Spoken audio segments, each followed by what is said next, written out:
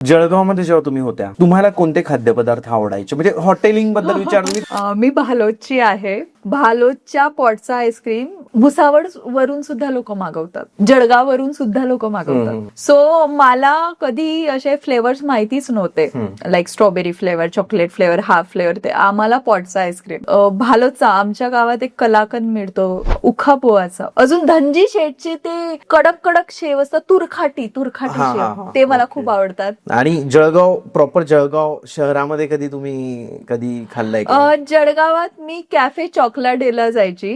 कारण काय होतं की ते कोल्ड कॉफीचं वेळ असायचं, ह्या त्या फॅन्सी फूडचं वेळ असायचं आणि गावात काही मिळायचं नाही.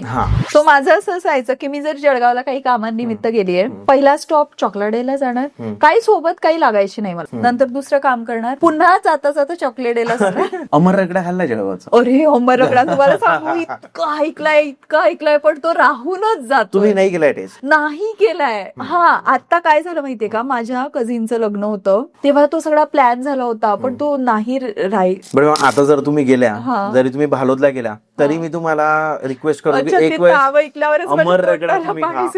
खरंच सुंदर आहे आणि तो आजचा नाही, खूप वर्षापासून आहे. म्हणजे मी नेहमी जळगावला जातो ना, तर एकदा तरी तिथला रगडा एक तर मागवतो नाही तर खातो. मी ऐकलंय त्याच्याविषयी, आता मी गेल्यावर पक्का खाणार. पूर्ण व्हिडिओ बघण्यासाठी YouTube वर जाऊन बँटर विथ चेतन सर्च करा.